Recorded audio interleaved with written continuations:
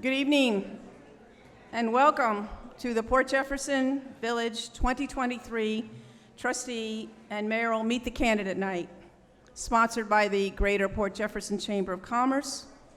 And I thank the community for arriving this evening and the guests and being part of this democratic process. So thank you all for joining us, and thank the village for providing this great venue. So we are going to have a great night tonight. Thought I'd do a little housekeeping first, because there's an elephant in the room. You might not see him. Just for some clarification, the Chamber had publicly announced this event prior to May 1st and sought opinions from the local Board of Elections as well as the New York State Board of Elections. As a private organization, we are not subject to any constraints, nor are we in any way in violation of election laws to sponsor Meet the Candidate Night. Any write-in is considered a candidate by New York State Board of Elections. Our chamber board met last week at a regular scheduled meeting.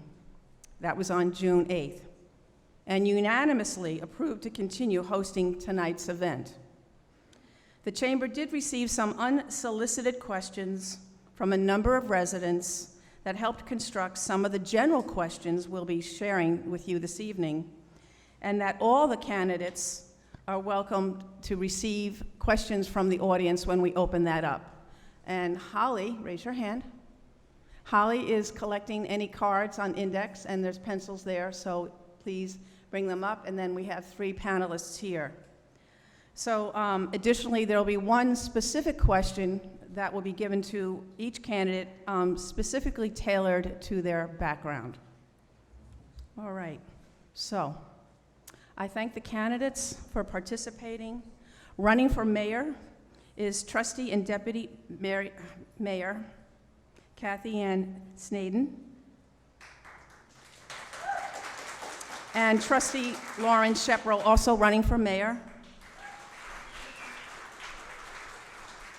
And running for a trustee is Stan Lautz and Bob Giuliano. Just some guidelines so that we have order in this event for this evening. So, seating and response order was already predetermined with the candidates about 2 minutes ago. There is an official timer. Joy, raise your hand. Right there up front so the candidates can see her great. There will be opening and closing statements. Response times are 1 minute. Additional responses are 30 seconds.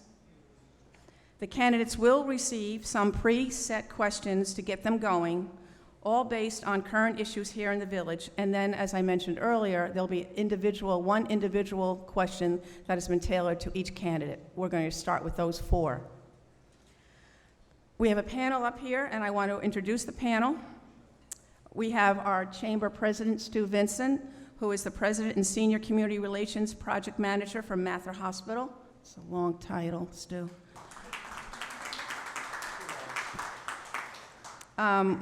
Over here, we have another past president, Mary Joy Pipe. She's the owner of the East End Shirt Company and a current director. Then we have Dr. Suzanne Velazquez. She is a professor at Stony Brook University. And we have our novice staffer, but a good one, Holly Zink. And I'm sorry, but I think you all know I'm Barbara Ransom. I'm Director of Operations for the Greater Port Jefferson Chamber of Commerce, and thank you again for coming.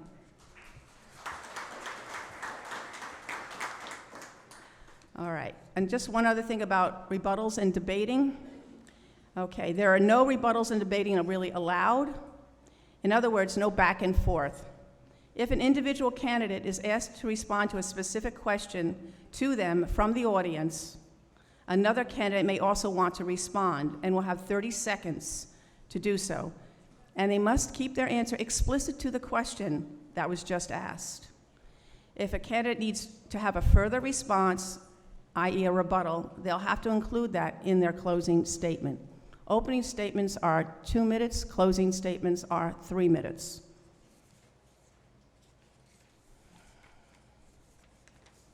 So We're going to start with opening statements, and we're just going to go right down the line. So we're going to first start with opening statement from Lauren Shepro.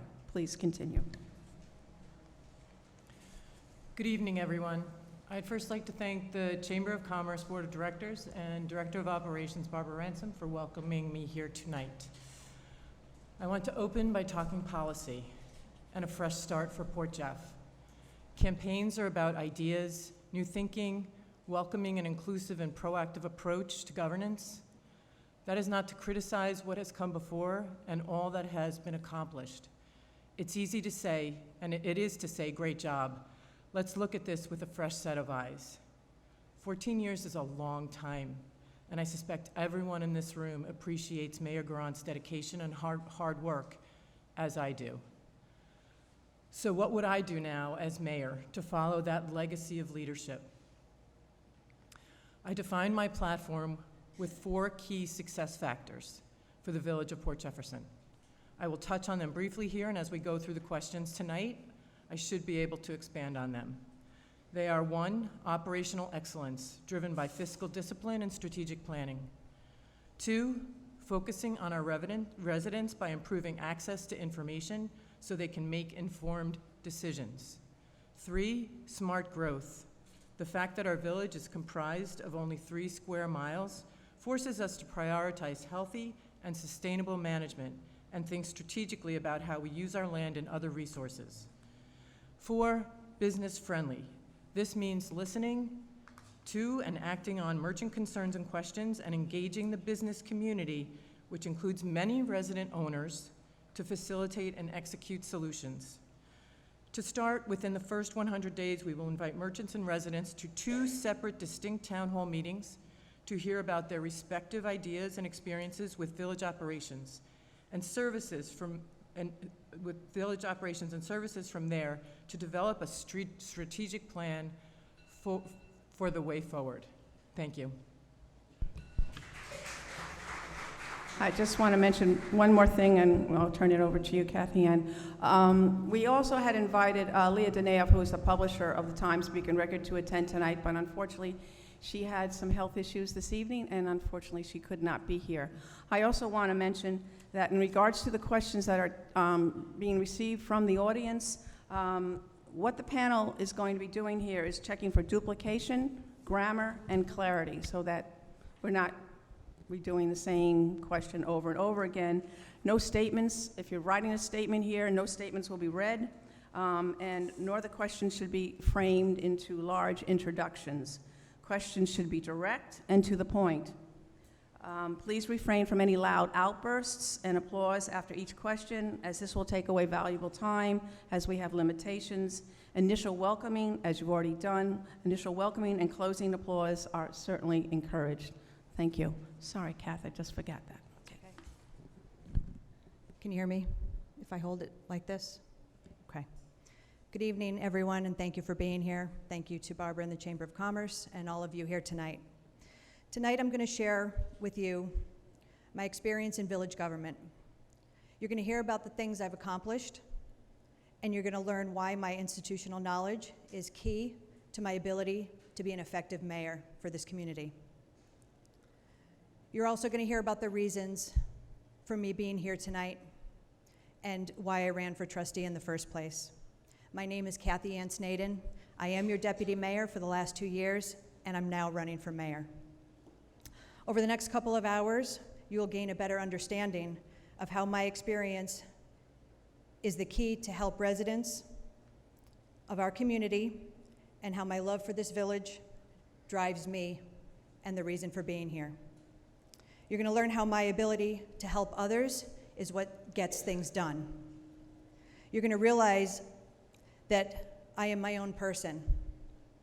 I stand on my own ethics, my integrity, and good character. My record of positive improvements makes me very proud, and I'm here for this village. What I have done and my track record speaks for itself. Thank you.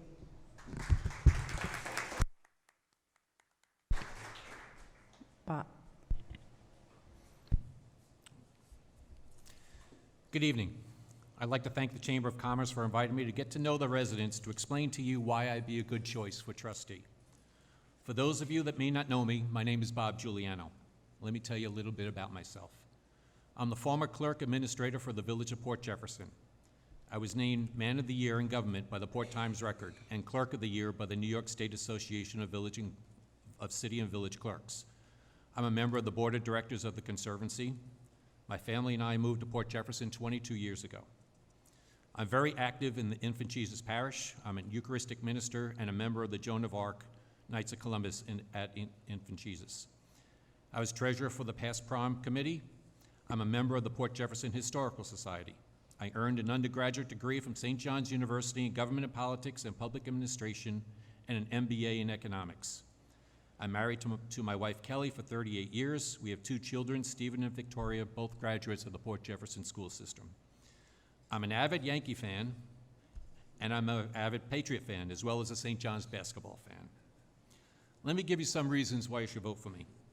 I have over 30 years' experience in village government. I promise to represent all village residents. I will make sure that your voice is heard. It's imperative to have a referendum to let people decide before the terms of office are changed, and I will also push for term limits.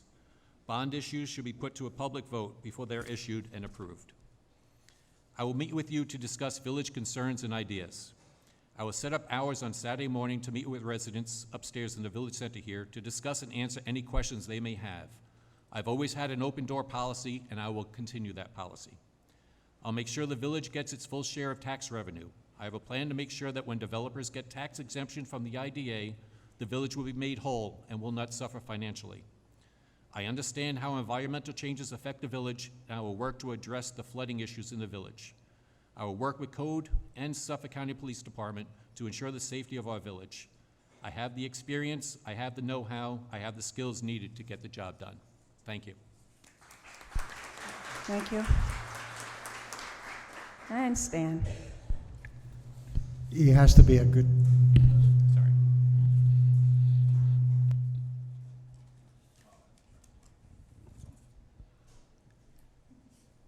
Bob has to be a good guy. He's a Yankee fan. I want to thank everyone for being here this evening. It tells me that you have an interest in our village,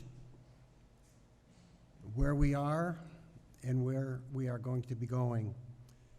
Hopefully, through the questions that are asked this evening, we will have some answers before you leave here tonight. My goal this evening is to share with you what I have done for the past 8 years and talk about how important it is for the Unity Party to be elected on June 20th. As I mentioned, I have been your village trustee for the past 8 years. I've been liaison to the Recreation Department. I've been liaison to the Country Club. I've been liaison to the Parks Department, and I have been the deputy mayor here for 2 years. I have been extremely fortunate to have worked alongside of Kathy Ann Snaden for the last 4 years in a very effective way. I decided to seek re-election months ago for many reasons.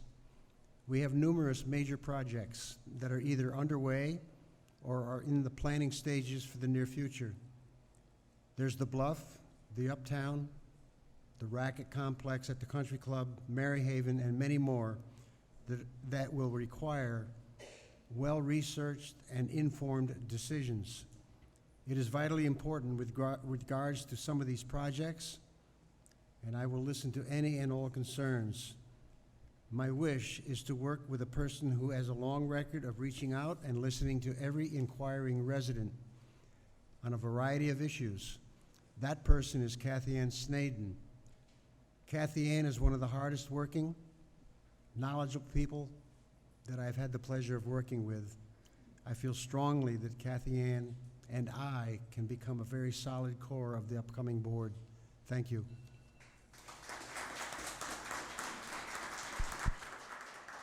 Okay, we're going to start with these 4 individual questions, and we're just going to go down the line for this round, starting with you, Lauren. Okay, so here's the question. I will try to read it slowly. Most prior mayoral candidates put in at least 2 to 4 years of service before entertaining a run for the mayor's position. What makes you qualified to run for mayor after having been a trustee for only 1 year?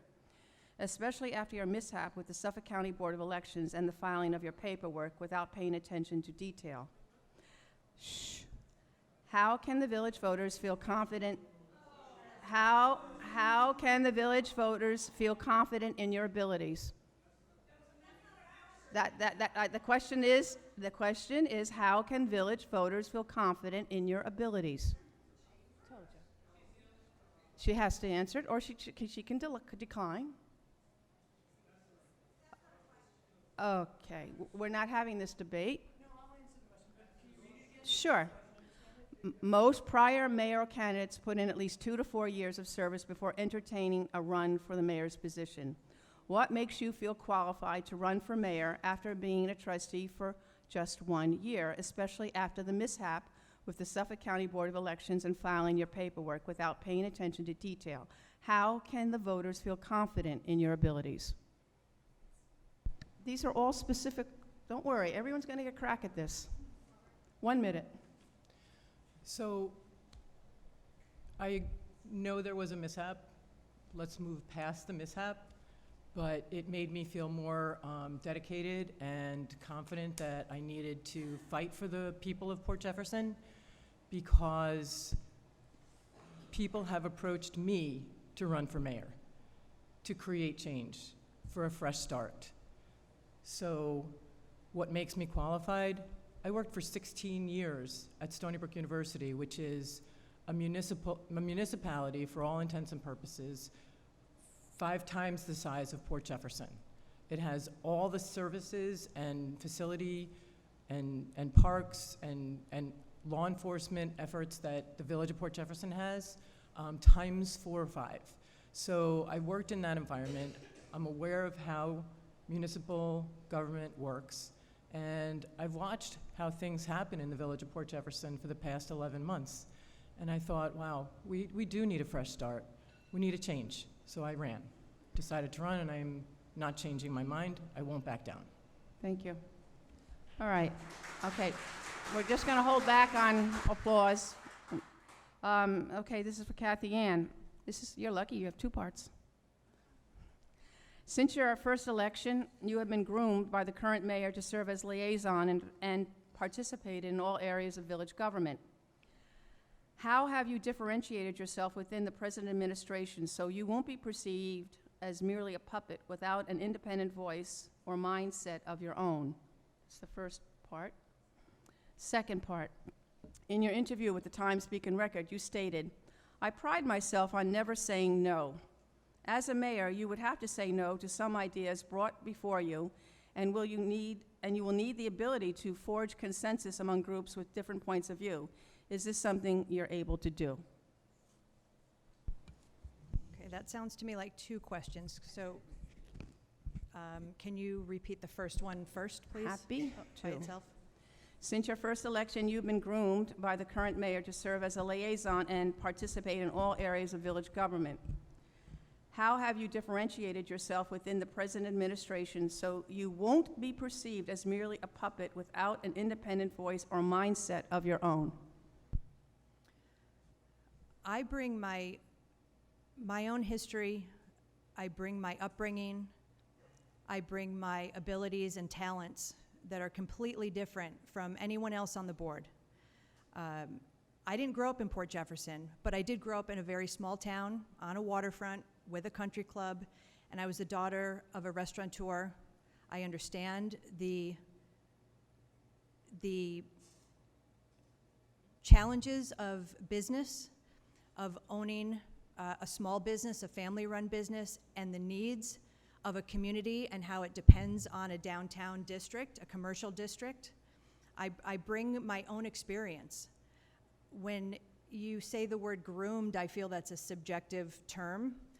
I don't feel I was groomed. I feel I was able to watch the positives and the negatives of the current administration, of the mayor, of the employees, of department heads, and I've learned from them. I've learned things that I would do and the things that I would not do. Thank you. All right, I'm going to give you 30 seconds for the second half, since it's kind of 2 parts. In your interview with the Times-Beacon-Record, you stated, "I pride myself on never saying no. As a mayor, you would have to say no with some ideas brought before you, and will you need the ability to forge consensus amongst groups of different points of view. Is this something you're able to do? Absolutely. There you go, 10 seconds, perfect. When I said I pride myself on not saying no, it's not about saying yes to everybody. I'm not a yes girl. You can ask my husband that. I am someone who says, how can we? How can we get to a result that benefits everyone? It's never just a no and turn a blind eye. I will take a meeting with anyone. I will, my door is always open. They have my cell phone number. I meet with everybody to hear what their wants and desires are, and I meet with the right people. My experience puts me in that spot to be able to do that effectively. Thank you. Thank you. All right, Bob, you're next. You held the position of Port Jefferson Village Clerk for 18 years with exemplary service. Understanding that you had an appointment position that was at the discretion of the mayor and the board, what happened that your tenure was rather abruptly discontinued? Could you please explain what happened and assure the citizens of Port Jefferson that it won't affect your future service as village trustee? When I first decided to go into municipal government 30 years ago, I knew that I would be appointed by the mayor, and I would serve at the pleasure of the mayor and the board. I would serve at Village Port Jefferson for 18 years, and after 18 years, the mayor and the board decided that they wanted to make a change, which is totally within their purview. I think I did my the best job that I could for the 18 years that I was here, and I will hopefully continue to do that as trustee. I will bring my 30 years experience, my knowledge that I have acquired in the 30 years to the village, and we'll work to make a better village. Thank you. Okay, Stan. Some may perceive you as a one-issue candidate, only having a vested interest with the country club and a trustee that takes extended periods of time throughout the year away from the village. Where in your TBR interview you indicated you were not involved in any of the discussion leading up to the May 1st public hearing about Maryhaven. With these perceived limitations of public service, why should constituents, especially those who are not active with the country club, want to vote for you? I can repeat this. What was the last part of that? What? What was the last part of that question? With these perceived limitations of public service, why should constituents, especially those who are not active with the country club, want to vote for you, since there is a perception that you're a one-issue candidate? Well, my assignment is liaison to the country club, liaison to the parks department, liaison to the recreation department formerly deputy mayor, and I am, for the past 2 years, been doing just the parks and the country club. Okay? Yeah. Yeah, good.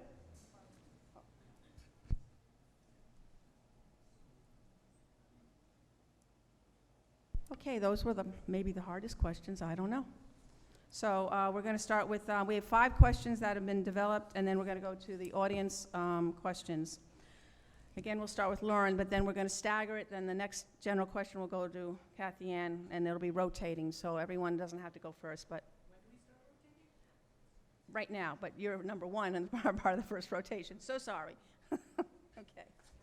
This is simple question. Real simple. Should be a quick answer, I hope. Maryhaven property overdevelopment. We expect to hear more questions from the floor, but at this time, please give us your overall thoughts about the development of the Maryhaven property and other housing development projects in the village. Lauren.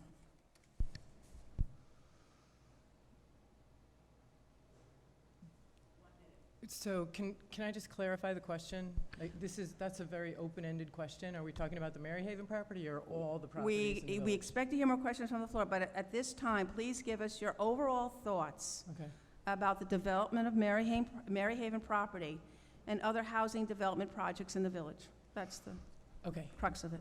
I think, just real quickly, I think for Maryhaven, that the village should have a plan in front of it and an application in front of it before it decides to amend a code, period. I think there should be an environmental review, and I think there should be a density review and also a traffic study. So I think we should engage engineers, or the developer should engage the engineers that would normally have to happen in any other situation, and I do not think we should amend a code without a plan, one. Number two, with the development in the village, I think that we need to really take a step back. I think we have, like I said in my opening remarks, 3 square miles of village. We need to take a look at open space. We need to take a look at where we are right now, and we need to look at our comprehensive plan and look at the zoning recommendations that were in that plan, and check our current zoning and our current situations against that plan. Thank you. Kathy Ann? Can you repeat that question, please? Okay. Please give us your overall thoughts about the development of Maryhaven property and other housing development projects in the village. So responsible development is important for the livelihood of Port Jefferson. Taking blighted properties that some of you who have lived here for a long time remember were drug dens, were blighted, were run down, were not on our tax roll. Responsible development brings increased revenue via the tax roll. It has to be done responsibly. Additionally, bringing more people to the village of Port Jefferson, again in a responsible way, keeps feet on the street, eyes in the area, and helps with public safety in all areas of the village. Now with Maryhaven, there's an implication that the things that my opponent are mentioning didn't happen or wouldn't happen. Based on my experience and working as deputy mayor for 2 years, meetings with the mayor by developers or anybody wanting to spend large amounts of money and invest in this community happen all the time. Nobody's going to go forward with a major project without finding out first what they can do or can't do. Thank you. Thank you. Okay, Bob, do you need me to reread it, or you got it? I got it. You got it. Good man. I think before Maryhaven is fully developed, we have to look at all the options. I know some people have approached me saying, can the fire department move up there? Is that a place where maybe, Village Hall and Building Department as well as DPW can move? I think we have to look at all the options before we settle on one. I would like to look at the density. I know that the proposed developer for that site put in, X amount of apartments or condos, and I think we should look at the density and compare that to other developments and see what makes sense, and what makes sense not just village-wide, but what makes sense for that particular area. Stan? Okay. I've been looking at Maryhaven quite deeply. There's about 8 acres of buildable land up there on that piece of property. A total of 10 acres. I believe 2 acres of it is probably not buildable. I am totally against any high-density housing going into that piece of property up there. If they were to build 4 units per acre on one level, you would only have 32. If you build on 2 levels, you would have a total of 64. If you went to 3 levels, you would have 96 units on the 8 acres uptown.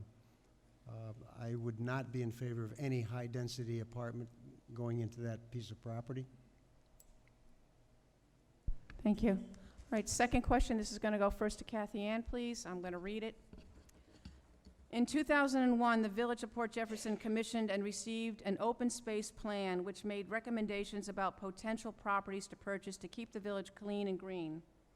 The largest property recommended for public purchase is the undeveloped parcel located immediately east of Mather Hospital. Do you support the village acquiring this property for preservation purposes, and generally, do you support acquisition of other properties for open space purposes for the enjoyment of village residents? What plans do you have for both passive and active recreational use of village properties and amenities? I fully support the plan for the 6-acre park, which is what you're referring to. I did work with the 6-acre park committee on developing that property and doing it in a way that we first listened to the community. We listened to the neighboring community, most importantly, because they will be the most affected at this time. That would be the Highlands. And really made sure that every player involved in that project was going to be represented and heard. The current plan as it is now is wonderful. It's a passive park, similar to an Avalon park. It's going to be beautiful. It's going to be for everyone uptown and anyone that wants to enjoy that park. The second part of the question was, do I support purchasing further space? Absolutely, if there was any available, and to the same process, hearing what the residents have to say, what their needs are, and bringing everyone together to the table to make it work for everyone. And that means everybody gives a little bit, but in the end, we come together as a community and make what's best. Thank you. Bob? Let me just get clarification before I answer. Are you talking about the property east of Mather, or? Yeah. I was really speaking about the property, yes, immediately east of Mather. You were referenced to the 6 acres, but I didn't want to interrupt you. No, that's okay. It was good. So, yes. So, really, I'll just repeat. The largest property recommended for public purchase is the undeveloped parcel located immediately east of the Mather Hospital. They've been doing some work there, but there's still property there. Do you support the village acquiring property for preservation and so forth? Okay. So, yes, I would support the village obtaining that property. If you know, recently Mather Hospital took a lot of trees down, and they're expanding, and which is their right. But maybe it's time that we that we stop that, and that we acquire some of the property so that it remains green and just helps the environment. Now, what was the second part? Sorry. Well, what plans do you have for both passive and active recreation uses for village properties and amenities? Okay, there's not a lot of open space left in the village. So anytime that something would become available, I would definitely advocate that the village take a look at it, see if it's feasible for the village to acquire, and even if it's just purchased and just kept in its natural state. Is that? Thank you. Stan? Again, there's very little green space left in the village of Port Jefferson. Those spaces, if they come available, I believe, yes, the village should go after them. We are presently looking at, and this is a kind of a sticky situation, but Roosevelt Park is a decent-sized green area that has little or no use at the present time. We have been up there and we've looked at that park. I know that residents in those areas are a little hesitant about the parking, but that is one green area that we are going to begin to use. The area east of that hospital, if that became available, absolutely. We have such a shortage of green space in this village. We need to pursue those areas once they become available. Thank you. This next question, we're going to start then with Bob. Wait, I'm sorry. do I? Wait, what? Do you mean Oh, skip over? No, Okay. I meant to skip over you, sorry. No, I'm so focused here. Sorry, That's Go. okay. That's all right. So, plans for passive space and the Mather, the parcel next to Mather Hospital. I would definitely advocate for trying to preserve that land should the residents decide that's something that they would want the village to invest in, because it would probably require a referendum and potentially a bond acquisition, so a bond-funded acquisition. So I would definitely look at that, although it's owned by St. Charles and Mather Hospital. I'm not sure that they're interested in selling it, and I don't know what happened, because that was 22 years ago, so I'd like to know what's happened since then. In terms of the plans, we are actually inviting the residents from Roosevelt Avenue to the Parks and Recreation Advisory Council meeting in July to get their feedback about what they think about Roosevelt Park and the future use of Roosevelt Park. I really think we need to involve our residents in these discussions where Parks and Recreation are concerned. And I think the Parks and Recreation Advisory Council is really geared for that process. Thank you. Okay, thank you. All right. The next two questions are on, about public transparency. And this will go to then Bob. There have been a number of decisions throughout the current administration which could have put forward for a public referendum or at least open discussion. What parameters would you put in place for putting an issue up for public referendum, and how would you better publicize and properly educate village residents about these issues? As I said before, I would, any bond issue is passed, or if there's a proposal for changing terms of office, I would definitely put that out to public referendum. I think it's important to get the public say on something that's going to affect them as far as taxes or as far as something drastic like changing the term limits. I would, in addition to just putting it into the local paper and the legal notices, which is required, I would really just plaster the village and let them know that, hey, we have a public hearing here, there's a public referendum going on, please get out and vote, please tell your neighbors to come out and vote, and just batter them and keep up with it. Put it on the e-report, put it on the village website, put it on, post it here in the village center, anywhere where the public goes. Thank you. Stan? In terms of the 4-year extension of the terms, that should definitely be a referendum for the village to decide. I can attest to the fact that running every 2 years is quite a chore. We've been working now for 3 months already out of a 2-year term. In terms of large projects in this village, I felt very strongly that our beach had to be saved. That's a large bond. I was hesitant about the upper wall until we received a $3.75 million grant from FEMA. Hopefully that grant is going to be coming to us, and that wall is going to go in so we can save our country club, the building itself, which also protects the beach below it. Any large project really should have a public referendum. Thank you, Stan. Okay, to Lauren. Can you read the question again, please, Barbara? Sure. There have been a number of decisions made throughout the current administration which could have been put forward for a public referendum or at least open discussion. What parameters would you put in place for putting an issue up for public referendum, and how would you better publicize and properly educate village residents about the issue? I think that's handled with communication, with more proactive communication.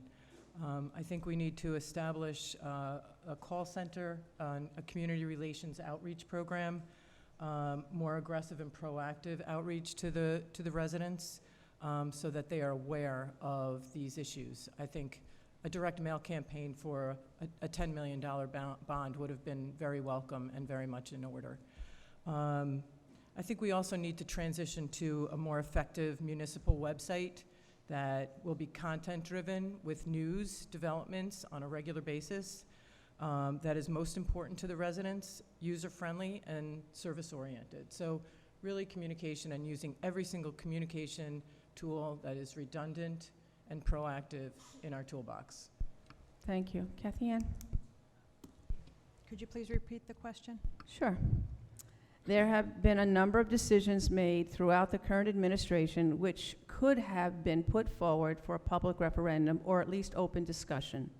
What parameters would you put in place for placing an issue up for public referendum, and how would you better publicize and properly educate village residents about the issues?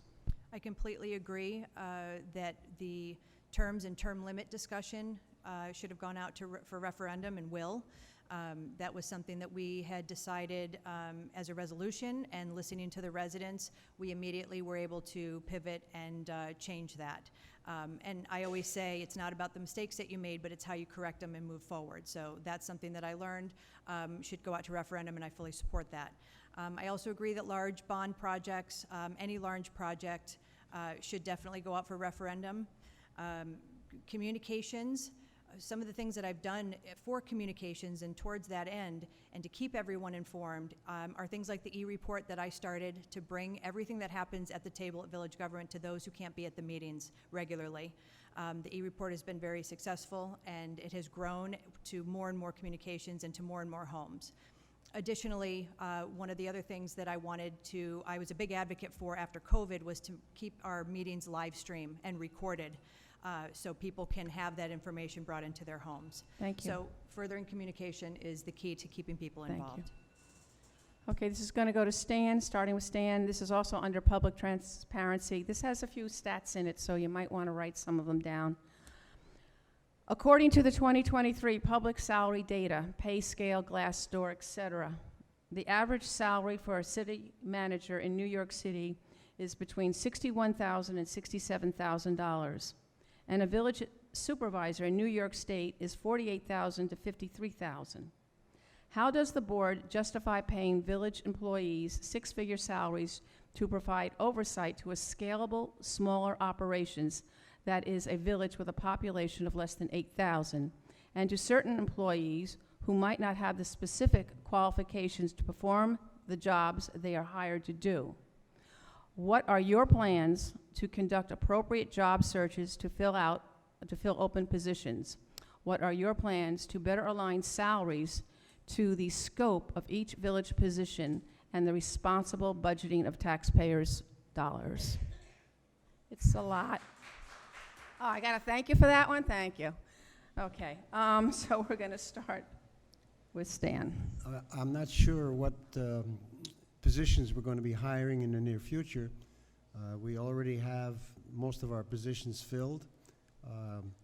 There is one position that I would like to see reestablished, and that's a village engineer to oversee some of these major projects that we're facing right now and future process that are going to be coming up in the near future. The salaries for our people have already been established.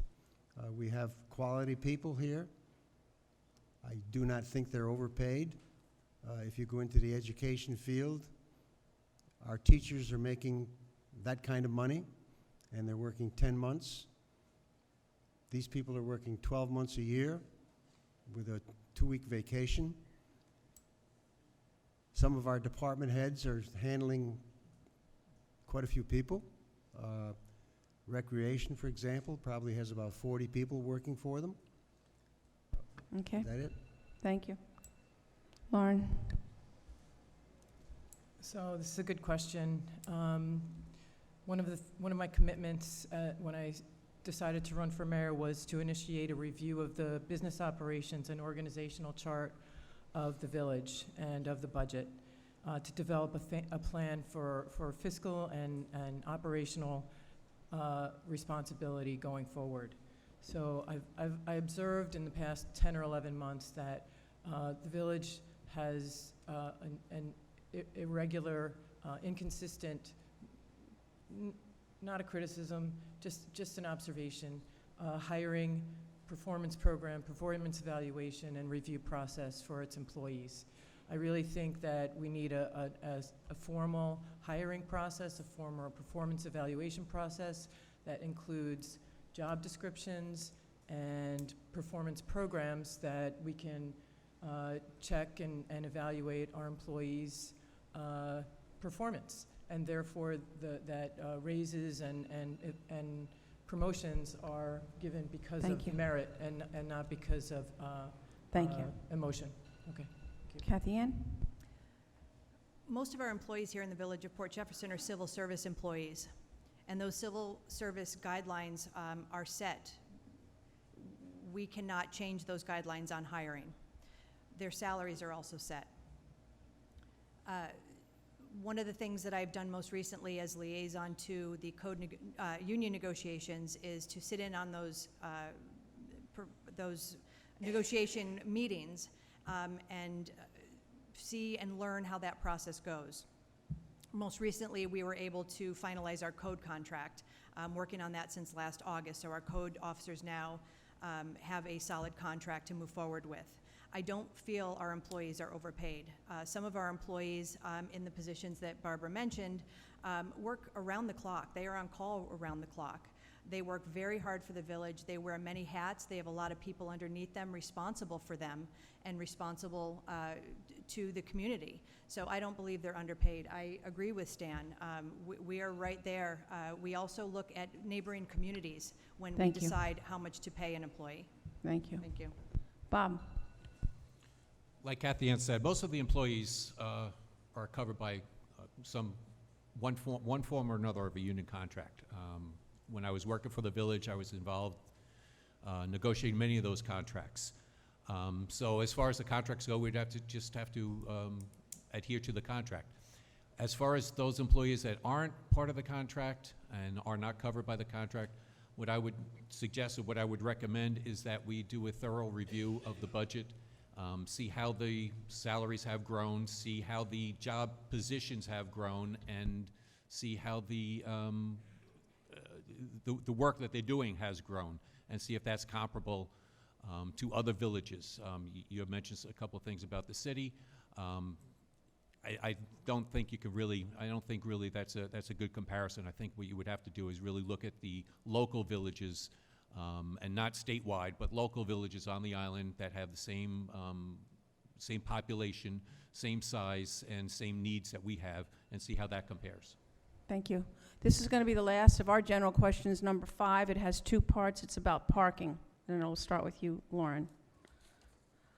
Managed parking was instituted in Port Jefferson specifically to turn over parking spaces, not to be a major revenue producer for the village. The village is currently paying an employee $125,000 per year, primarily to oversee of the managed parking. Under this leadership, the technology for payment has changed, confusing and frustrating to many visitors. Why has the village not chosen to purchase and use better meters and parking software that are successful in other villages from the parking revenue funds? That's A. And B, the new Residents Passport Ride program is being underutilized. Requiring its own app has cost $30,000 to implement for 6 months and doesn't compete well with Uber. For years, there has been discussions about developing an aesthetic parking structure. What are your plans to improve parking and, more importantly, the visitor experience to Port Jefferson? And why I emphasize the visitor experience to Port Jefferson, because as a Chamber of Commerce, we get those visitors that come into our office that have not had a good experience because of parking. So, Can we separate those as 2 separate there are questions? 2 separate 1 minute- questions, and I'll give you a minute for 1 each. How's minute that? each? Okay? I'm going to give them a minute each for A and B Okay, of 5. and this is going to be very annoying, but can you repeat it? Oh, yeah. Sorry. All right, I'm going to repeat it. I'm doing the first part. First part. Managed parking was instituted in Port Jefferson specifically to turn over parking spaces, not to be a major revenue producer in the village. The village is currently paying an employee $125,000 per year, primarily to have oversight of managed parking. Under this leadership, the technology for payment has changed, confusing and frustrating to many visitors. Why has the village not chosen to purchase and use better meters and parking software that are successful in other villages from the parking revenue funds? So my understanding is that our employee basically pays for the salary that the employee earns. So I'll say that first, based on the revenue generated. The revenue generated, to your point, is through the managed parking program, and that's not what it was set up to do necessarily. So one of the first things I would do as mayor would be to reestablish the parking committee, and that committee would be comprised of business owners, landlords, and residents. And that committee, I think we could take that back to the original parking committee that really came up with the managed parking plan back in the day. I think it was under Jean Grant, where they really had some very good ideas and implemented those good ideas to help the business owners make the most out of the parking spaces that are outside of their businesses. Okay, you want to, let's just continue then with the second half of that, and then we'll continue. Yeah, so I'll repeat it. The new Residence Passport Ride program is being underutilized, requires its own app, has cost $30,000 to implement for 6 months, and doesn't compete well with Uber. For years, there has been discussion about developing an aesthetic parking structure. What are your plans to improve parking and, more importantly, the visitor experience in Port Jefferson? As I said in my previous answer, my plan is to engage the merchants, the residents, and the building owners to come up with that plan to figure out what we need to do with parking, come up with the ideas, make recommendations. Parking's been an issue since Kip Lee was mayor, so it's really not an easy solve. We've talked about doing multi-level parking structures in different areas. That's something that has been on the table for a while. You know, I'm not a parking engineer. I'd like to get the feedback from the merchants, the residents, and the building owners. And with regard to the passport program, I know it's being promoted very heavily, but I don't know who was actually requesting it. I think it was a great concept to begin with, and I think the original concept of that the bid put forth was a good idea and effective. Okay, But if it's not working, we don't need to force it on Okay. people. thank you. Kathy Ann? You're going to have to Had to repeat that repeat that, first yeah, question, yeah, please. that's- Okay, managed parking was instituted in Port Jefferson specifically to turn over parking spaces and not to be a major revenue producer for the village. The village is currently paying an employee $125,000 per year, primarily to have oversight of managed parking. Under this leadership, the technology of payment has changed and confusing and frustrating to many visitors. Why has the village not chosen to purchase and use better meters and parking software that are successful in other villages from the parking revenue funds? Thanks to that employee you're mentioning, Port Jefferson has been on the cutting edge of technology when it comes to parking. However, that being said, we have listened to the business owners, we have listened to the residents, and we have kept the meters in addition to the technology that we use. And in fact, we most recently just put up a brand new meter as a result of hearing from a business owner and the frustrations that he and his employees have had, and put that meter right near his establishment. We have a constant communication line on every one of those meters to the parking administrator, 24/7, to answer any questions that he might have. As far as it not being used, the intention has not been for revenue. Wonderfully, it has created an extensive amount of revenue. Your streets are being cleaned every single morning before you probably even get up, by using managed parking funds. Using those managed parking funds, we have been able to implement our passport project that is directly a benefit to the residents, being paid for by the visitors. You Second can part? continue another minute if you want to follow up with the passport question. Remind me again what the passport question Again, is? it's being underutilized, Underutilized, the okay. app Okay, doesn't with compete well passport, with the Uber. $30,000 was mentioned. However, we've only spent $4,000 on passport so far. It's the metered funds are what pays for this. This is not coming out of taxpayers' dollars. Again, passport is being paid for fully by managed parking funds. It is a benefit to the residents, it's a benefit to the business owners, because it saves parking spaces for visitors to come to Port Jefferson. Ridership has increased every single week. I, along with the administrator of the program, Kevin Wood, have watched very closely at the needs of the community and change those needs, listening to the community and the residents. This rideshare service has taken the place of the shuttle service. The shuttle service that you all used to know would traverse the village, that cost us $40,000 and was not just for residents only. That also included visitors to the village. And that was rarely used, so we realized that and we did away with that service. In relation to using Uber, we are competitive with Uber. Our prices are lower than Uber, and we can have Thank full you. control over who those drivers are and what happens to that program. Thank you. Thank you. Bob? Barbara, you're going to have to repeat it again. I'm sorry. I told you guys to take notes. Managed parking was instituted in Port Jefferson specifically to turn over parking spaces, not to be a major revenue producer of the village. The village is currently paying employee $125,000 per year, primarily to have oversight of the managed parking. Under this leadership, the technology of payment has changed, confusing and frustrating many visitors. Why has the village not chosen to purchase and use better meters and software, parking software that has been successful in other villages from the parking revenue funds? Okay, so. Stan, did you get that? All right, so point one. If you look back at the village history, the village was incorporated because there was a parking problem. We still have a parking problem. The meters were put in when the lollipop, the old-fashioned meters were taken out. New meters were put in. People complained that they didn't know how to work those. New meters were put in. People complained they didn't know how to work those. It's technology. Sometimes it just needs to be a learning process. I think we should continue with the meters, but maybe we should look at the times that we have metered parking. I also would advocate to reinstate the parking committee and get people from residents as well as business people involved to see exactly what the best idea is for the times, as well as the prices, as well as what works and what doesn't work as far as the meters. Now, And you can point go- B.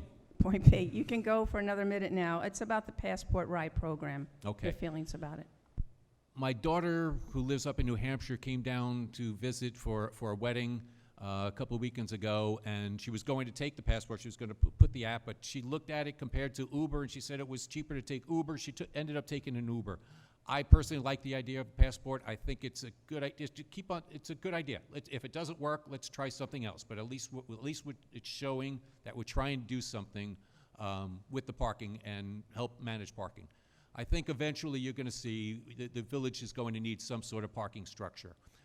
Where it's put and how it's put and how large it is something that we're going to have to look for the engineers and see just exactly where we could put it and how much it would end up costing. But I think that's the only way. There's no more empty land that we can't, to put parking lots up. So I think eventually we're going to have to put a parking structure up.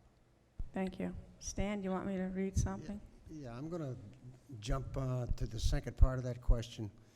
Bob mentioned it briefly, a parking structure. I'm going to give you a hypothetical situation. Let's go behind the Gap lot. Take an area of 180 feet by 80 feet. That will accommodate 40 cars in parking spots that are 9 feet by 20 feet. Total is 36,000 square feet. That same area with 3 floors, giving room for the ramps and the entrances and the exits, would allow for 40 more spots on the second floor and 26 more spots on the third floor. You take a building that's architecturally fitting into the community,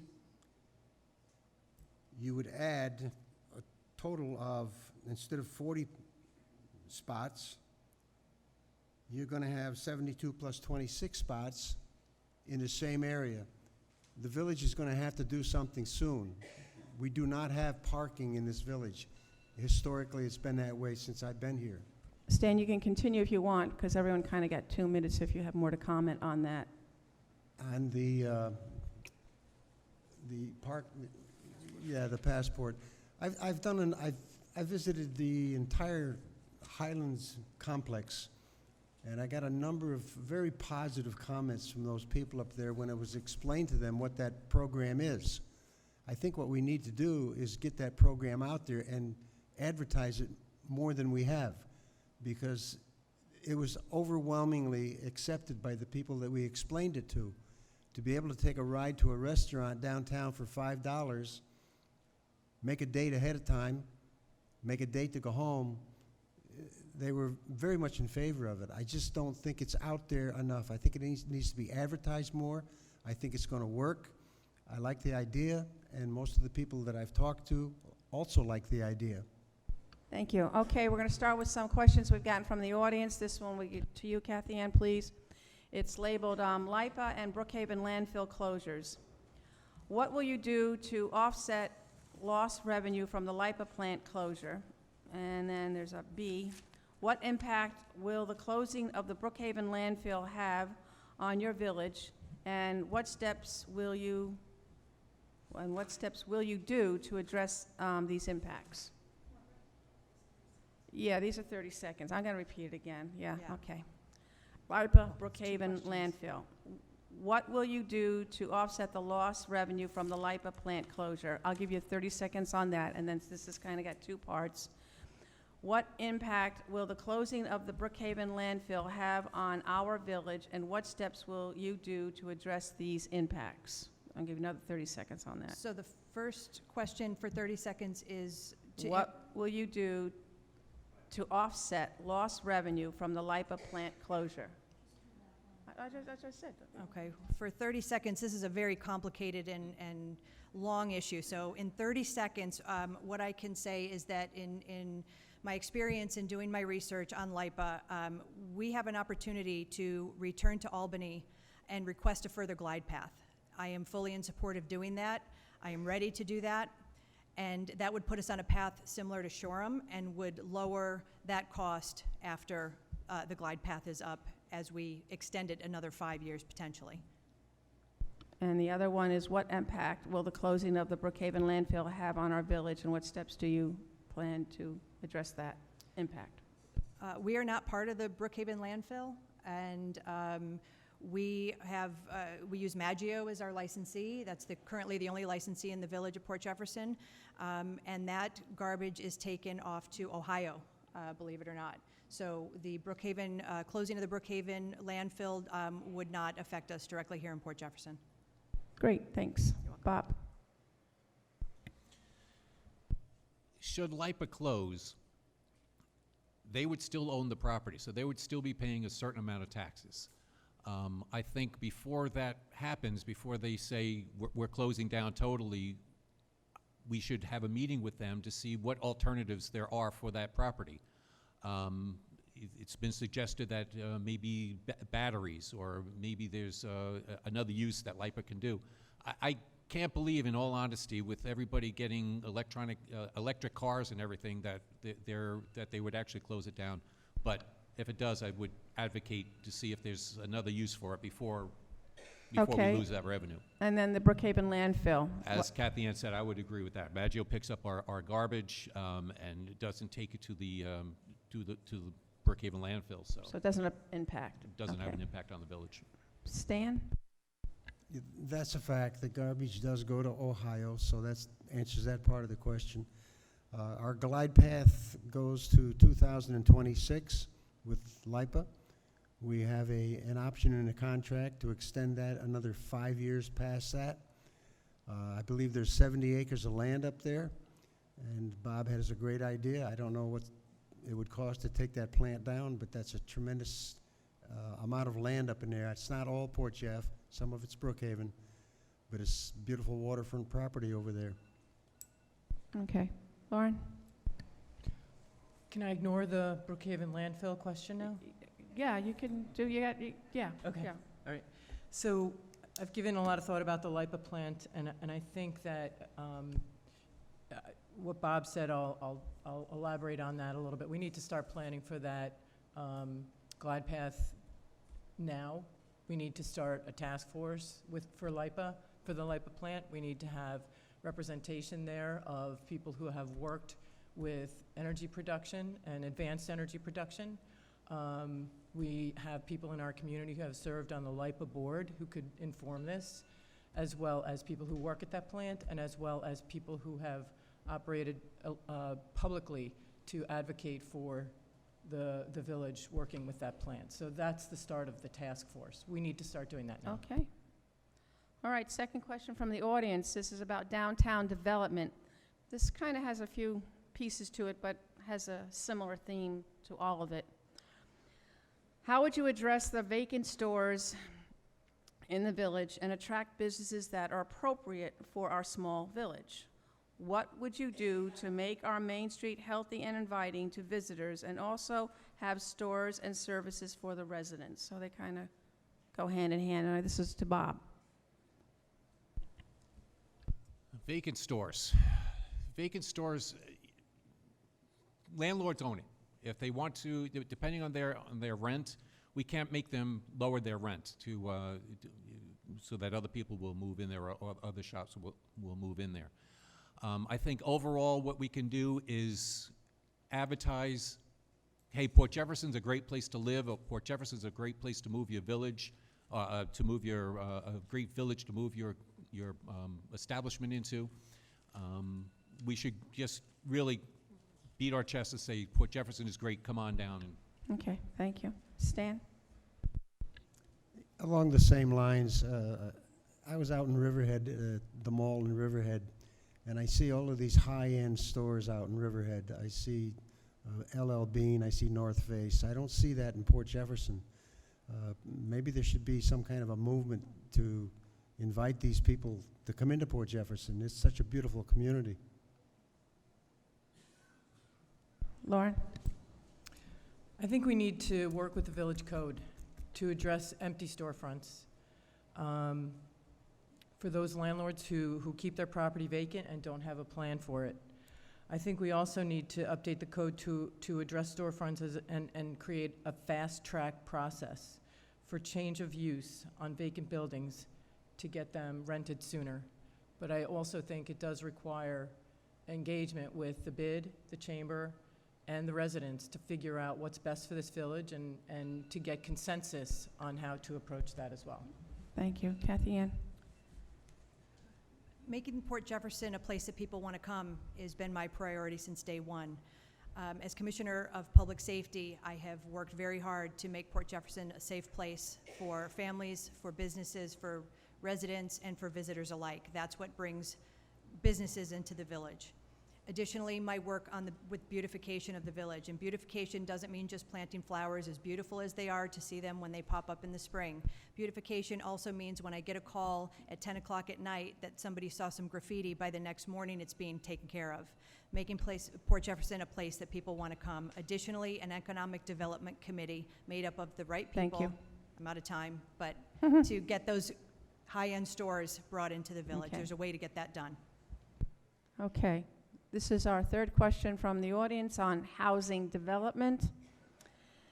There have been a large number of apartment complexes built in the past years. What will you do, what will you do to plan to protect overdevelopment of property and protect single-family dwellings? This would go to Stan first. Overdevelopment, I'm not sure we have overdevelopment. We don't own those stores uptown. Those stores are privately owned. Developers come in, they buy the stores. They plan on putting up a large housing apartment building. The last apartment building that went up, Conifer 1, I believe we had 1,400 applicants in there for 40 some odd units. So there is definitely a need for housing for people to come into the village of Port Jefferson. It will improve your uptown. It will bring in more eyes on the streets. Thank you. Okay. Lauren?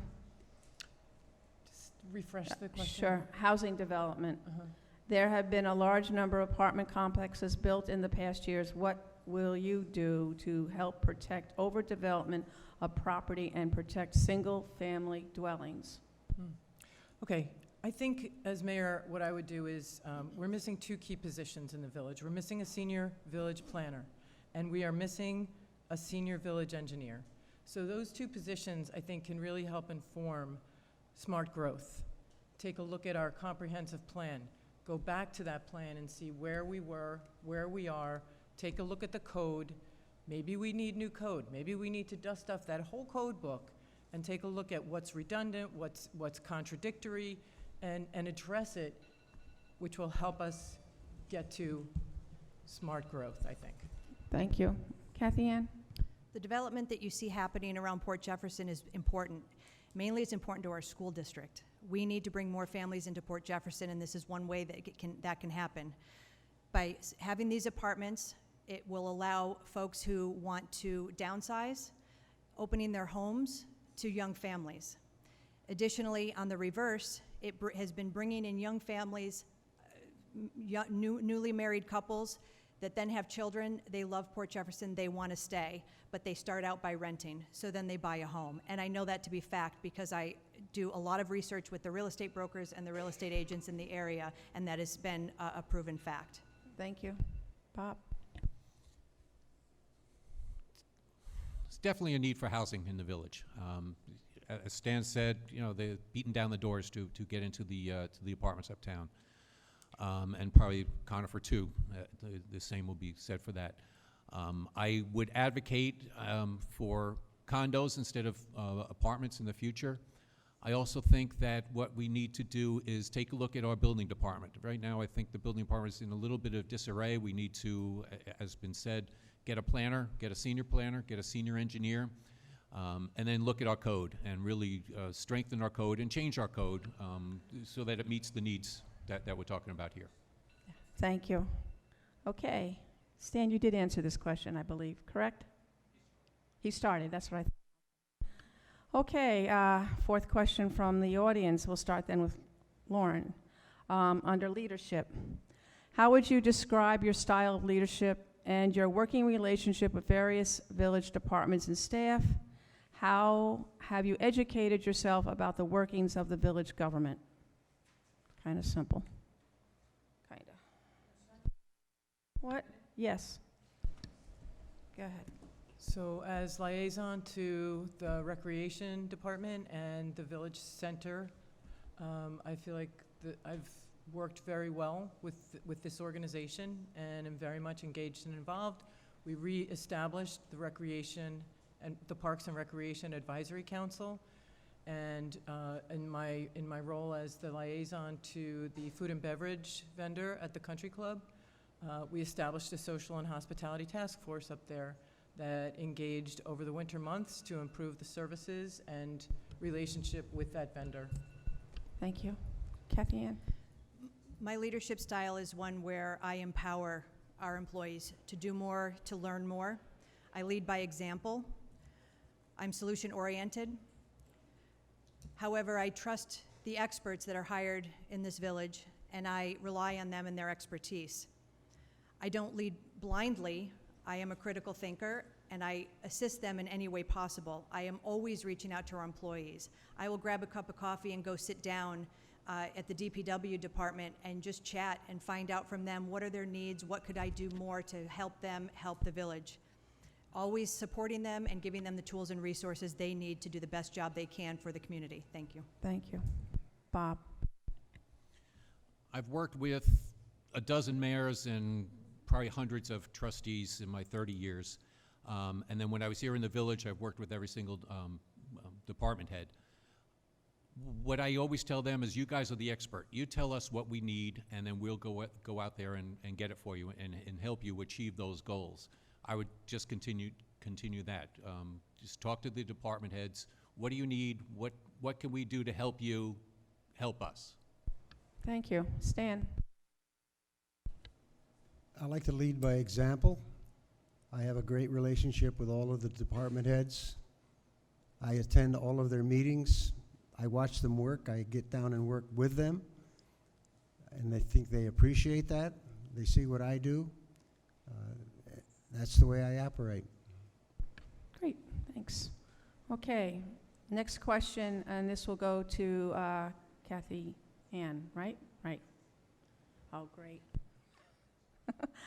All right. Our village houses many agencies, including 3 independent taxing bodies: village government, school district, and fire district. All 3 have significant needs for capital improvement. How would you ensure that any new bonds or proposed taxpayer-funded projects are not excessively burdening, well, it should be burdensome, I guess, the residents? I'm already doing that.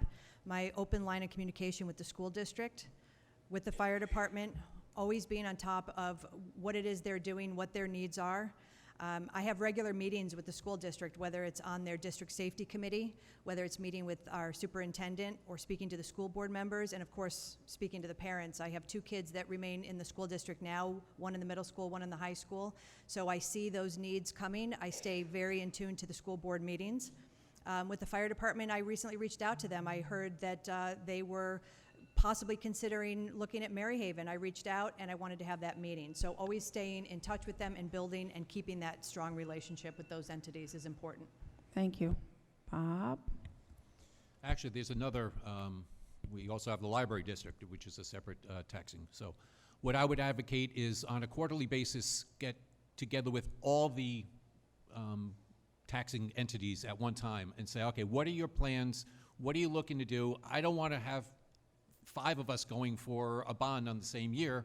It's going to wreak havoc on the taxpayers. So let's get together and let's talk and see. All right, you guys are planning a bond. You guys are planning an increase in the budget.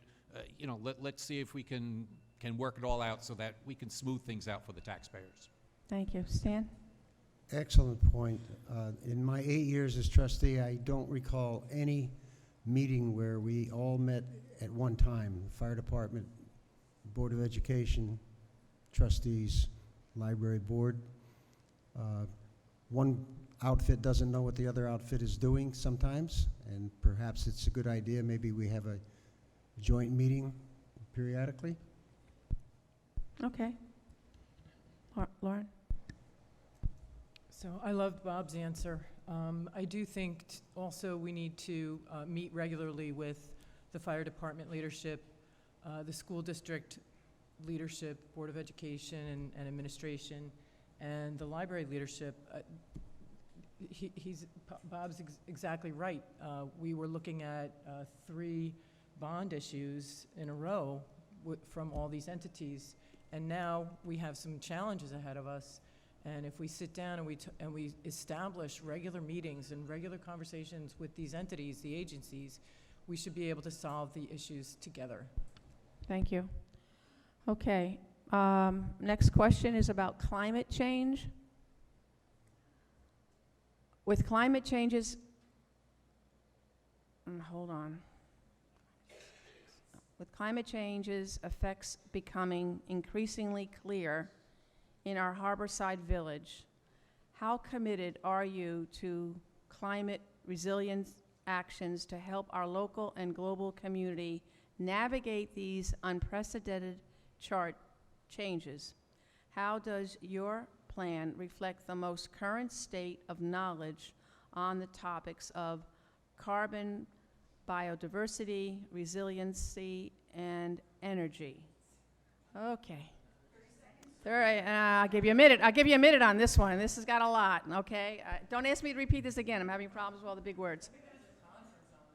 A conference, yes. We could have a conference on this one. Climate changes. Just kind of go with climate changes.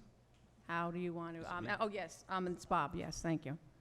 I probably won't even need a minute because probably what we have to do is, I mean, this is way above my pay grade. I'd have to go out and get the experts in and what works, what doesn't work. What are your suggestions? I know we have a problem here in the village. We're in a bowl, village floods. What can we do to prevent the flooding or prevent the flooding from getting any worse? Again, I don't have those answers. I wouldn't even pretend that I do have those answers, but I would say we go out and get the experts and say what works, what wouldn't work, and let's try it. As I said before, let's try different things, but I am committed to reducing as much as we can our carbon footprint here. Okay. Stan? Stan. I think climate change has directly affected us up at the country club. I blame it on climate change. I'm sure it is. We've gone through a serious drought last year. We're in the middle of a drought right now. We have a water situation at the country club. We have brought in engineers and we brought in architects to explore capturing water and saving it on the golf course. We've also are exploring capturing the gray water that comes out of the sewage plant across the harbor. That's not an easy one to solve, but there's gallons and gallons of water that go into that harbor every day that we could use on a golf course. We do have a limitation on the amount of water we can use up there. It has presented a problem. Last summer, we had a very difficult summer with a 23-day drought and no water. Well, thank you. Oh, Lauren? We have in the village of Port Jefferson and in the surrounding region a lot of very smart, educated academics who are looking at this. We also have a sort of a superhero on the Board of Trustees, and that's Rebecca Cassé.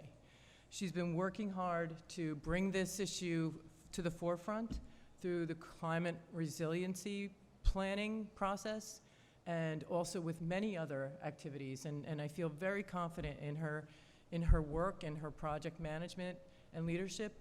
What I would wonder is also, where does that, if Rebecca decides to move, what do we do then? So we need to, not that she said anything about that, but if she leaves, who's going to take that over? Do we have a staff member who can take that over? What's our transition plan for that? Because it is a very important, it's a very important function.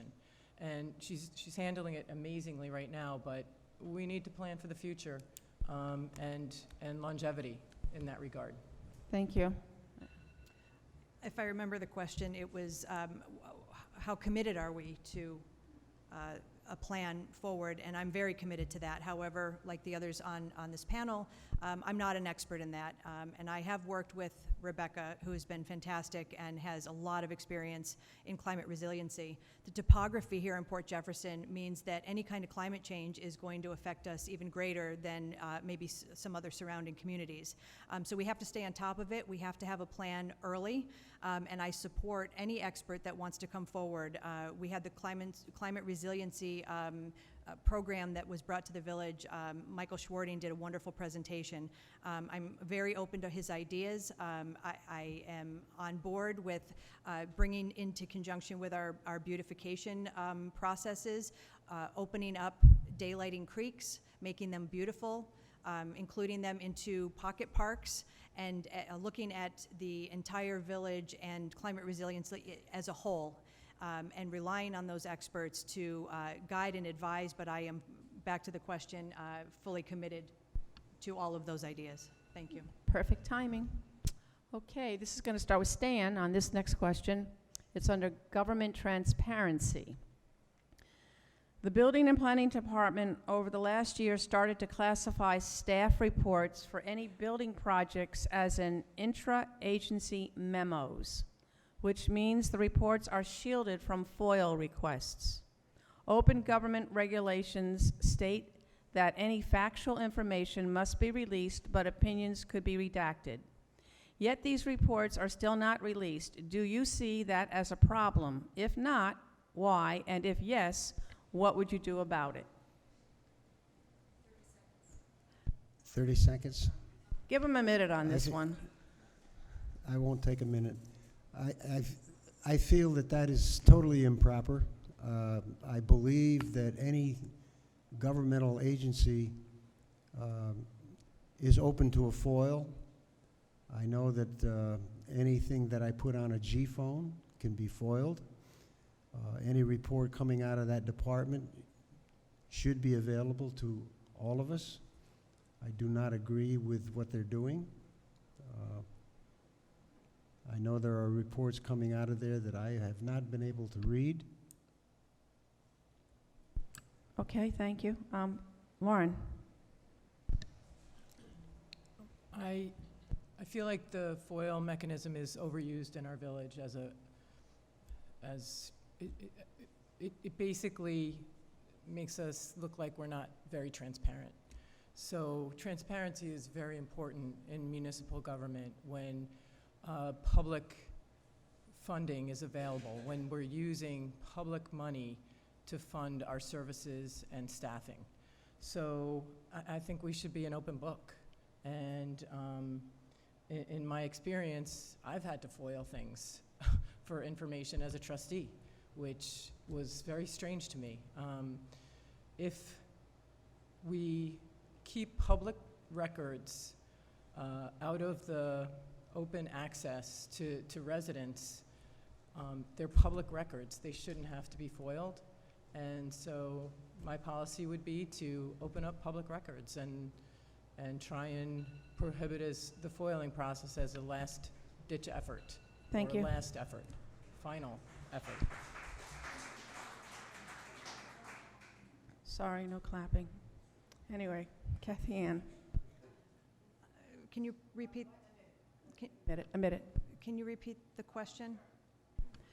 Government transparency, the Building and Planning Department over the last year started to classify staff reports for any building project as an intra-agency memos, which means the reports are shielded from FOIL requests. Open government regulations state that any factual information must be released, but opinions could be redacted.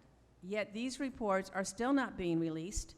Do you see that as a problem? If not, and why? If yes, and what would you do about it? That would be a problem if that's the case. I'm not aware of that being the case. I'm not doubting that that's been somebody's experience, but that's something I would absolutely look into. If there is a legal opinion involved, I understand that anything from an attorney, depending on what it is, opinions could be redacted. But all that being said, I can't speak to that because I'm not aware of what's happening in that area. FOIL process is put in place to make sure there's a fair process for anybody who wants to obtain documents. I don't have a problem with the FOIL process. I think that's how you obtain public documents. They're all there to be obtained. As far as the Building and Planning Department goes, all of their meetings are open to the public. They are noticed in the newspaper, they're available, they're in our e-report, and I think people should get more involved and go to those meetings. I also understand and know that our planning department, our planning board, our zoning board, well, although they are independent boards from the village board, they are made up of village residents that are volunteers for those boards. Thank you. Thank you. Bob? The village can't hide behind the FOIL laws. The FOIL laws are set by New York State, and they have to be adhered to. Any report that's handed out to any individual or any person, any one of the board members, should be made available to the public as well. I agree that opinions can be redacted, but the facts should be turned over to them right away. I think what we should do is go over the FOIL laws and the FOIL procedures with everyone involved, and just so that everybody realizes what they can and can't do and what is involved with the FOIL. And as much as we can be open, we have to be committed to be a totally open government. Thank you. Next question, we'll start with Lauren. It's under noise and speed. Issues such as excessive and loud noise, example, gas-powered leaf blowers, loud car mufflers or lack thereof, and others, and excessive speed through our neighborhoods are ruining our quality of life. What do you plan to do to reduce noise and speed and improve quality of life for the residents? Lauren.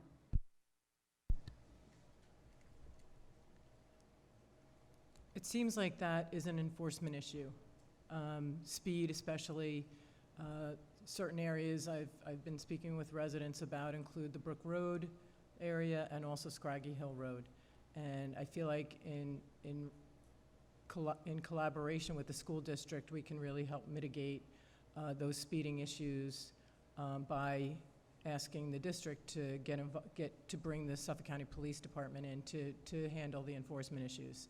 There are ideas that I think that we can implement, but without really talking to code enforcement and Suffolk County Police and getting everyone around the table at the same time, including the school district, that is pie in the sky unless we do that. The question repeated, please. Sure.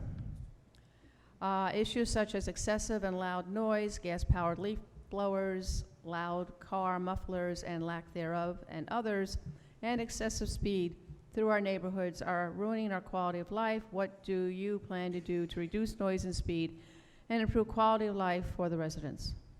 Two separate issues, but yes, they both affect our quality of life. I can tell you what I have done.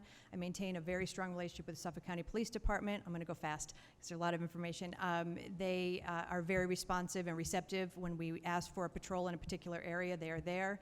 And they have informed us that most of the speeders are the residents in that neighborhood. So I implore everyone to slow down, observe the speed limits in your neighborhoods. As far as noise, one of the things that I have done most recently with our chief of patrol is watch them firsthand how they handle the muffler issue.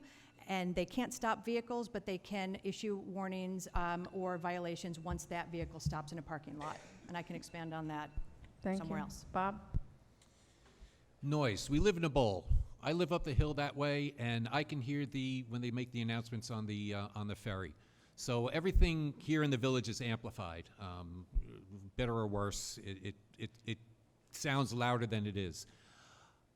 What we should do as far as the speed is talk to Suffolk County Police, get them to patrol, get them to put traffic stops and speed traps. I applaud the efforts that the board tried to make for Brook Road. I know a lot of residents came out and felt one way about it or the other, but it was an attempt to slow things down and to make the streets a little safer. And I think we should continue to look at every Thank single you. option available. Stan? Okay, stationary noise can be controlled, and we do control that. By that I mean if there's a band playing at a party, that's a stationary noise. We can control that with our code. A loud motorcycle or a loud car going through the village, we have very little control over that. That's Suffolk County. The only control we can have over that is if that motorcycle pulls to a stop and parks, we then can face that person, and we could do the same thing with a moving bicycle, but they must be stopped, they can't be moving. Thank you. Okay, this next question first then with Kathy Ann. It's under building and planning. What role does the mayor and the board play with the building and planning department decisions and processes? How can their processes be improved? We're working right now to improve the processes by hiring a full-time planner. That interview process is currently in place. And I was informed most recently as today that there are 2 very good candidates that are being interviewed. So bringing in more personnel will streamline that. What role do we have? The mayor appoints, and the Board of Trustees appoints the Planning Board and the Zoning Board of Appeals. They're, again, made up of village residents, and they sit on the board, but we are an independent board. We cannot direct them or influence them in any way. Okay, thank you. Bob? She just stole some of my thunder because I was just going to say the same thing. The planning board and the zoning board are totally independent, and they should remain totally independent. The village board and the mayor should have no say as what they do or decisions that they make. I agree. I think what has to happen at the building department is we have to get as I said before, get a senior engineer, get a senior planner, and let's have them decide exactly what has to be done. But those are the 2 experts that we need to get the department working well. Stan? Yeah, as was stated, we do need a planner, and we're in the process of getting one. And I'll go back to what I've said all along. I firmly believe that we need an engineer in this village to oversee some of the projects, most of the projects that are going on now and in the future. Thank you. I concur with all that was said here, but what I differ a little bit on is what I'd really like to do is hear from the residents about their experiences with our building and planning department. And that was what I mentioned in my opening remarks, was to establish a town hall meeting where the residents can come in and talk freely without any kind of concern for talking freely, and actually letting us know how our building, not just our building and planning department, but how our whole entire village operation is working on their behalf. And from there, we create a strategic plan to address any issues that we can moving forward. Thank you. Okay. We're going to entertain 2 more questions from the general audience, and then we have some individual questions that have been directed to specific candidates. As I mentioned earlier, whoever that might be who has to answer that individual question, the other candidates will have 30 seconds if they want to respond or add to that question. Okay? Well. All right, this is the question, and this will be going to Bob, starting with Bob. The IDA has been talked about quite often lately. What do you think can be done to safeguard village finances and keep taxes stable? Okay, the IDA, otherwise known as the Industrial Development Agency, there's one in the town of Brookhaven and there's one in Suffolk County. The village has no say as far as what happens with the IDA. I have a plan that will make sure that if an IDA gives property tax relief, that they will start at whatever they're paying now and will not go down to zero. What it should be is, if they're paying X amount of dollars, they'll continue to pay that, and then any exemptions rise at that point. But it doesn't go down to zero. So the village will not lose any tax revenue. Thank you. Stan? Yeah, that would work, with the exception of new development. When you put a new development on a piece of property, taxes change, and as Bob said, the IDA, we have very little control over IDA. We can go to their meetings and make recommendations and talk to them, but they make the decisions. That IDA comes out of Brookhaven. Okay. Lauren? I think this requires real relationship building with the town of Brookhaven and the county, and I think that we have an opportunity to engage those public entities and the people who serve on their boards to try and advocate for our village. I also think that we could do a little more in negotiating with developers in terms of looking for incentives for them to be able to develop versus giving them incentives for them to develop here. Thanks. Kathy Ann? We all agree that there's little to be done with the IDA, as they're a county and state, a town and state program. What we can do is continue to add to the tax roll to increase the tax revenue in the village of Port Jefferson with responsible development, making sure that developers that come into blighted properties have a path forward to put those properties back onto the tax roll. Thank you. Okay, so we're going to the next question. This is under resident involvement. There's a sense of division within our village. How would you go about healing this and improve the sense of community? How do you plan to involve residents in the decision-making in our village? And this would start off with Stan.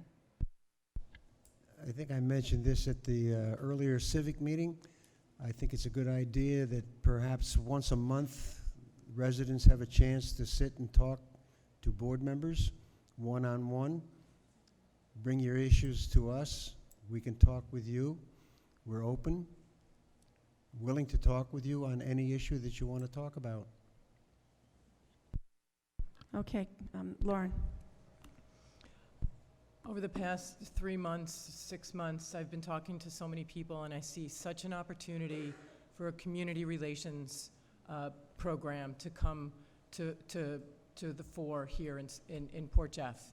I think we have so many opportunities to work with both the university and engage with the school district through the Community Relations Initiative. It would have to start with a committee, a community relations committee, and potentially evolve into a full-time position. But I see that there's so much opportunity for a community relations initiative. It takes Thank a lot you. more than 30 seconds to talk. Repeat the question, please. So Under resident involvement, there is a sense of division within our village. How would you go about healing this and improve the sense of community? How do you plan to involve residents in the decision-making in our village? the sense of division, how I would solve that as mayor is I am a trustee and deputy mayor for all. I would be a mayor for all. Doesn't matter what side you're on during this election. I would represent the community as a whole. The party Unity Party is there for a reason. It's to bring people together for the common good. I'm not sitting in this seat for me. I don't have an agenda. I'm not here for an agenda. I'm here for the people of Port Jefferson. Whether you agree with me or don't agree with me, there's always a path to solve the issue that you may have. How do I be? Okay, that's okay. Thank you. Bob? I think what the village should do is to establish a volunteer portal, if you will, and let everybody sign up for it, and they can sign up saying, I have expertise in this area, I would like to volunteer my time for the village. I think the way to get everybody thinking the same way is to get more people involved. As I said before, I want to establish Saturday meeting hours. I want to meet once a month right upstairs, right above us here, and have everybody just, anybody has any questions or anything, just come to me and bring their questions and their suggestions. I can bring that back to the board. Thank you. Okay, so this next question is directed to the mayoral candidates, and we'll just have Lauren and then Kathy Ann. Tell us 2 or 3 accomplishments you are most proud of in your role as trustee. That's A. And tell us your top priorities for day 1 as mayor. So, accomplishments 2 or 3 you're most proud of as a trustee. 1 minute. 1 minute for each. And then the other one is tell us your top priorities for day 1 as mayor. So we'll start with Lauren, please. One of my top accomplishments was creating and reestablishing the Parks and Recreation Advisory Council, and it's made up of a great group of volunteers who are very interested and very engaged in learning as much about our parks, our recreation programs, and helping to be a sounding board for the parks and recreation departments to bring those ideas and concepts to the Board of Trustees. Two accomplishments? Well, it said 2 or 3. You want Social and I do talked 3? about it earlier, the Social and Hospitality Task Force, which singularly really changed the experience up at the country club for our members.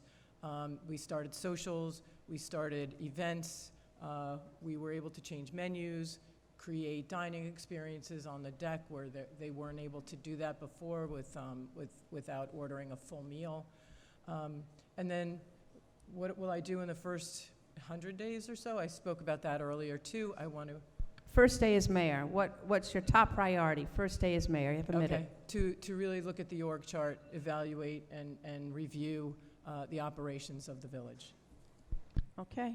Kathy Ann, 2 or 3 accomplishments you're most proud of, and then your top priority day 1 as mayor. I'm proud of all my accomplishments, and there are too many to talk about in 1 minute. But I'd say one of the most one I'm most proud of would be the relationship I've built with the school district. That school district is a big reason why people move to this community. Establishing that bridge, that direct line of communication, being on their district safety committee, having an input on the safety of our children in our community has made me very proud. My children are still in the school. And keeping that relationship open has been fantastic. Bringing a code change to allow code officers on the property of the school district has been a big one for me. I was horrified when I learned that code officers could not enter the property when they saw problems. I immediately got to work and got that done.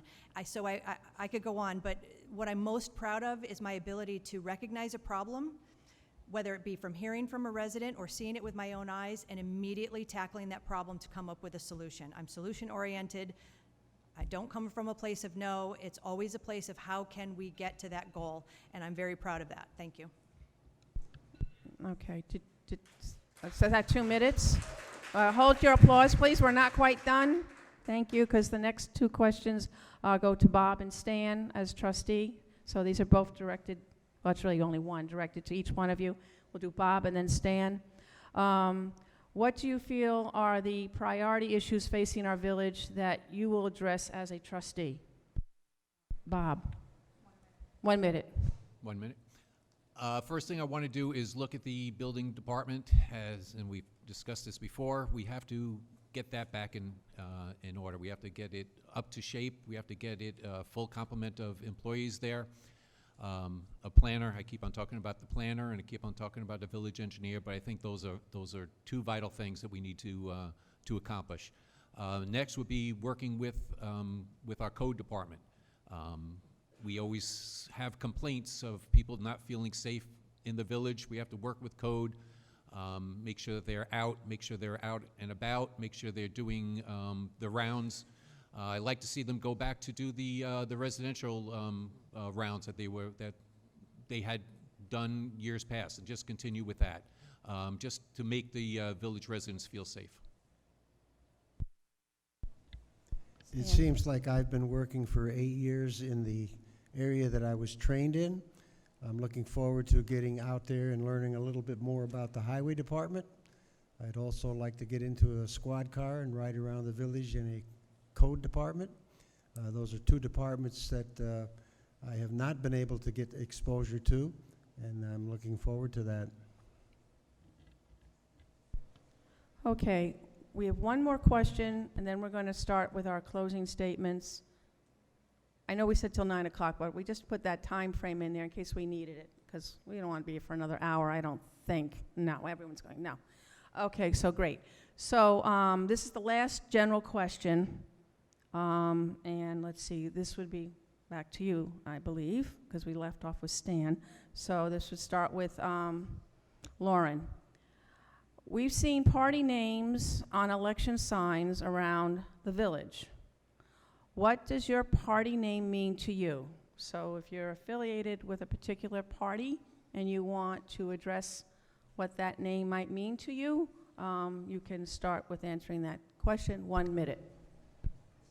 Okay, so on my signs, it says Residents First. That is not my party affiliation, but that is my priority, Residents First. My party name is Concerned Villagers, and that name came from really when my father ran for mayor and was the mayor for 12 years, his party name was Concerned Villagers. So that was a throwback to Hal Shepro and his leadership and his what he brought to this village when he was mayor. So it was like a legacy kind of thing that I felt that it was appropriate to give him the respect and the nod that he was a great leader. So Thank you. Kathy Ann? The question again, just so I'm clear? What does Unity Party mean to you? That's the name of your party, and what does it mean to you? Unity The party Par- name. I answered that a little bit in my last answer, but unity means bringing everyone together. And that's twofold. Bringing everyone together, whether you support me in this candidacy or you don't, you're still a resident of the village of Port Jefferson. It's about bringing together different ideas, different backgrounds, different ways of doing things, and different ideas. It's also about bringing together the different entities in the village. We talked about the school district, the fire department, bringing together the employees. One of the things I started in the e-report was to highlight an underdog employee is how it started. We've been expanded on that. But so the village residents can learn and know and appreciate the employees that do the work for us on a daily basis. That's bringing together a community. It's not them versus us. It's not the employees versus the residents. We all need to work together for the better good of this community, and that's what unity and community is all about. Thank you. Thank you. Bob? So my party name is Village Integrity Party. So what does integrity mean? Honesty, openness, getting people involved, inclusiveness, telling people the truth. That's it. Okay, fine. Stan? Yeah, Unity Party. We go to a board meeting and we may disagree, we may talk one way and think another way, but when we come out of that meeting, we are unified. The village needs to be unified. You don't always agree with everything that goes on, but in the end, I think we should all work together for common goals. Simple definition of unity. Thank you. I want to thank the panel going through a lot of questions tonight, and there was some redundancy. They tried to consolidate and try to present those questions in the best frame that was possible for the candidates. And if your question wasn't chosen, there might have been a reason. You might want to see me afterwards. We won't go into details. But we're going to do closing statements now. And the candidates did pull numbers in the order of closing statements, which will be 3 minutes. It's going to be Stan, Kathy Ann, Bob, and then Lauren. So closing statements for 3 minutes, please. Go ahead, Stan. Thank you, Barbara. Again, I'm very thankful and sincerely appreciate your being here this evening. Many questions have been asked, and you've heard a variety of answers. Now you need to decide which answers seem reasonable and which candidate gave that answer. Think through the answers. Remember how they were given. Candidates that are informed can usually answer quickly, factually, and with confidence. They will also answer that particular question and not beat around the bush. When I made my opening statement, I alluded to the many major projects that are either ongoing or on the horizon.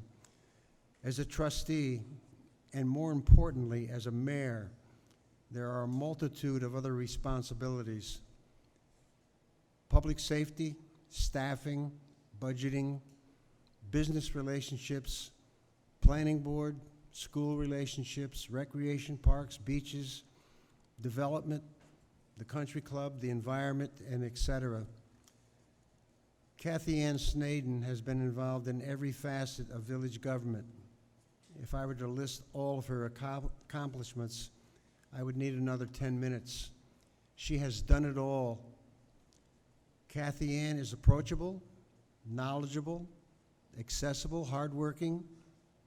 She's tireless. She will engage no matter how small the concern.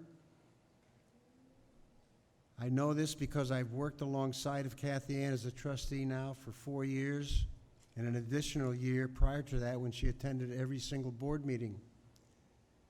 Experience matters. However, the quality of experience is the key. In the sporting world, there are talent levels from Little League to Major League.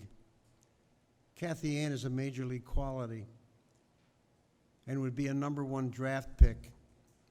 We need Kathy Ann Snaden as our next mayor. You need to be aware that if you elect Kathy Ann, we will still have Trustee Shepro working for the village. However, if you elect Trustee Shepro, the village will lose an incredibly valuable and hardworking person. You cannot afford to lose Kathy Ann Snaden. Thank you, and remember to vote for the Unity Party on Tuesday, the 20th. Thank you again.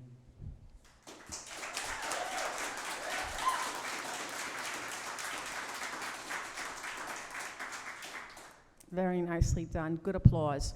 So we're now going to go to Kathy Ann. Thank you, Stan. Thank you. I want to start by letting everyone know, because in the campaign trail, when topics would come up and I would say I'm liaison to that committee or department, people were surprised at those. So I want to make sure everybody knows what I have been doing. I've been the Commissioner of Public Safety, the Commissioner of Building and Planning. I'm liaison to the Code Bureau. I'm liaison to the courts. I'm liaison to beautification, liaison to the Zoning Board of Appeals, liaison to the Planning Board. I'm liaison to the ARC, Architecture Review Committee. I'm liaison to the Business Improvement District, liaison to the School District. I'm liaison to Parking and Mobility. And with those, there are a number of accomplishments. I have started the Passport rideshare program that we touched on tonight. I listened to the residents. I heard the concerns about not being able to find a place to park to frequent our businesses and restaurants, so I developed with Kevin Wood our Passport rideshare program. I brought the e-report to the Village of Port Jefferson because I heard that people wanted to get more information. They were all about transparency. So I heard that, I acted, I started the newsletter that was cost-effective and the best way to get it to the residents. I continued live stream meetings. I was a strong advocate for that after COVID was over, and we didn't have to do it anymore, but I thought it was important for those who couldn't get to our meetings in person. I've developed a strong relationship with Suffolk County Police Department to work hand in hand with our Code Enforcement Bureau. It's the best way to ensure our residents and our village is safe. With that relationship, I ensure that every summer we have the whiskey tour brought in from Suffolk County Police Department. They are a dedicated 2-officer team that stay right here in the village during the busy hours of the weekends, and we work very closely with them to make sure that the village is safe. I've built a very strong bridge with our school district. I've mentioned it during tonight, and I am very proud of that relationship. That ensures that everyone is covered and their needs are met. My promise to you as mayor is to continue listening to the residents' concerns and making things happen for them. My commitment has always been with the village and to be the voice of the community. I am the change you want with the experience you need and can trust. And to go back to the question I didn't get to answer as what I would do on my first day as mayor, that would be the 4th of July. So I'm going to sit back, relax, and enjoy with my family. Thank you all for being here tonight.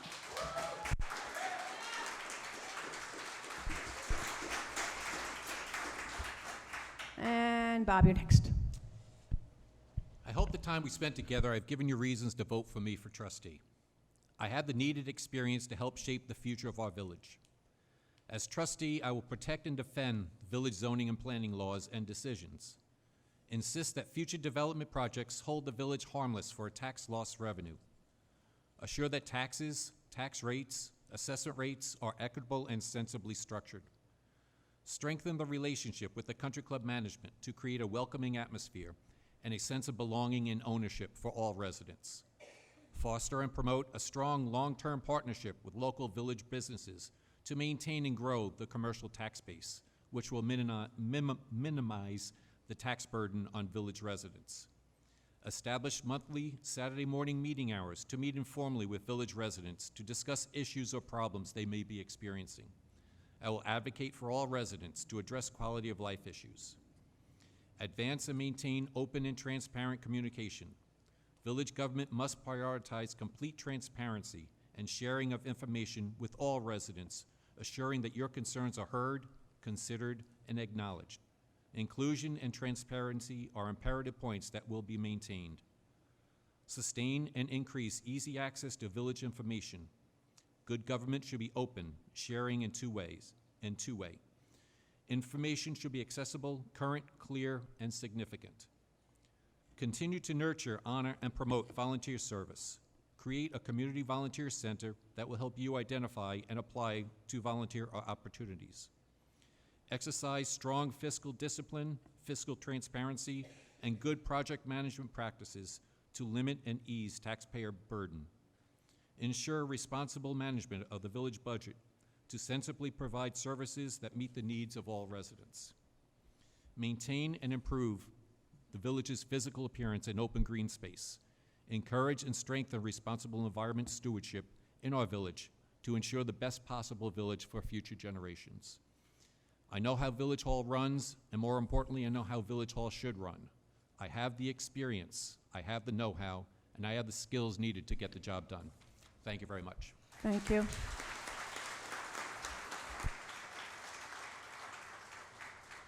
And Lauren. Okay. Thank you again for taking time out of your busy week to be here tonight. Civic engagement is so important today, and based on all who attended here tonight, democracy and the health and well-being of the incorporated village of Port Jefferson is top of mind right now. What makes me say that? Simply that I am receiving feedback from people who have been living in this village for decades and generations. Families who have been at odds are uniting over this election right now. We are not Democrat or Republican. We are concerned villagers. There has been an overtone that this is a race that has national implications for some reason, but it does not. This is not a national race. This is about the heart and soul of our village. And for anyone who is claiming that a candidate has national ties to one party or another that it has anything to do with this, shame on you. I am a fiscal conservative, and I am an advocate for choice. The Unity Party left you no choice when they worked to remove my name from the ballot. So my Please. name may not be on the ballot, but this has made my conviction even stronger. I will not give up on the people of Port Jefferson who have expressed to me that they'd like to see new thinking, strategic planning, and bringing residents back into the process of working through village government. two-way conversations that demonstrate that we as elected officials are listening to our residents. They pay our salaries. So we are talking with you, not at you, so that plans that affect the many are not discussed only by the few, and residents are involved.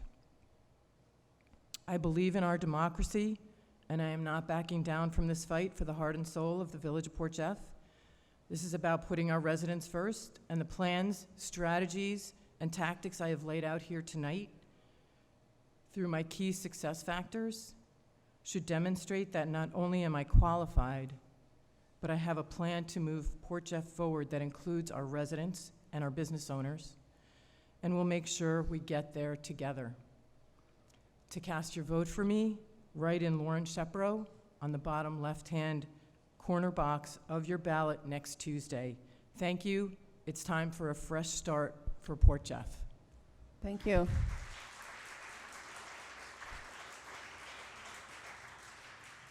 So that's it.